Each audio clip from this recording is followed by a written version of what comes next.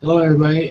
So I was going to talk about just a general term, moth to the flame, or counting your chickens before they hatch. Let me change my angle, my viewing angle, so my recording angle. And this camera has me in white face, but it's a lot better, I think. Anyways, I'm going to make it part of my COMMGiving video post as well. And it has to do with competitive analysis. Um, a motto flame is the flip side of counting your chickens before they've hatched, and it has to do with um, a good competitive analysis. So if you're counting your chickens before they've hatched, right, you don't fully understand the environment around you. Like everybody's just focused on their chickens, right?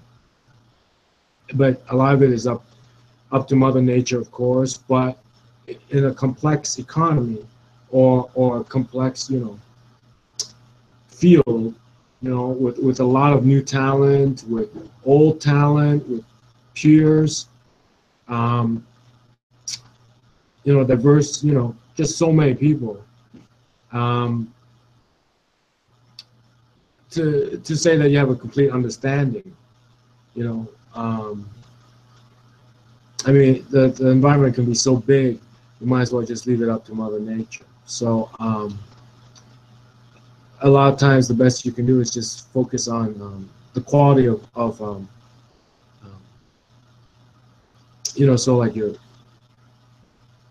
most people would take care of their eggs, the right temperature and so on and so forth. But but if you're talking about in terms of talent, in terms of skill, you're gonna have to like test drive your talent out there. Using the analogy of like basketball, you can practice your dribble all you want, but then all of a sudden, you might meet a school and just some player out of nowhere is like, whoa, where'd that guy come from? So that's sort of like counting your chickens before they hatch, in terms of competing with other people. Um, and there's huge talent out there. Um, so the reverse, on the same coin, on the other side is moth to the flame, which is sort of like taking a shortcut. Um, even before your your talent, and then sort of like your personalities really develop, you're going for the big payday, you know. Um,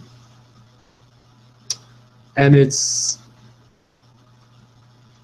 a lot about mainstream culture that we see a lot of like famous actresses, famous singers and stuff. Like we see so many singers on American Idol or those talent shows. It's like they got incredible voices, but how come? And then there are pop stars who are making millions of dollars. Like there has to be some kind of slight difference, right? Sometimes you can see it, especially when you watch a talent show like The Voice or X Factor, the way they coach them. Some people just have a natural gift, but then they lack the formal training. So, and it's not is I don't think it's all due to luck. If you're playing the market, or so like managing your career as if it's all up the luck of the draw, you're going to be wasting a lot of money. It's not so much the frustration and the time, but the money you'll be wasting. So that has to do with so like bad competitive analysis, not really understanding your competition, not understanding your place among the competition. Like in sports, in track and field, in a national environment, they keep time. There's like the number one in the country with the best time, and then if and whatever time you get, your place among athletes. In other fields, not so much. Um, and that's probably the most objective, right?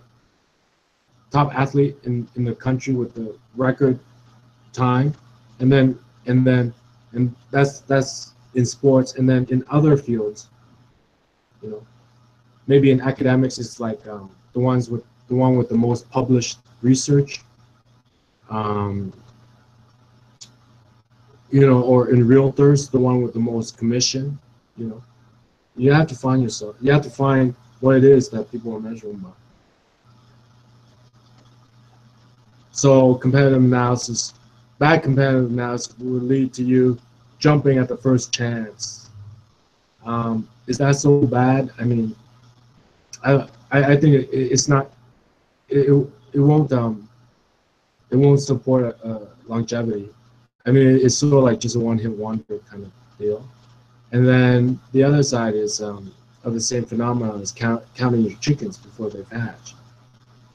I think you know when your chickens have hatched. I mean, if you look at some of those superstars today in mass culture, they seem young still, like this very moment, but I think a lot of them didn't really break through until they were almost 40. You gotta look back at some of their track record.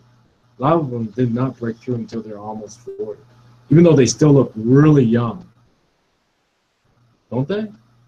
Yeah, yeah. Like a lot of them did not break through until they were almost 40, and yet today they still look young, and they must be like, time flies, but they must be like in their mid-50s, almost retired.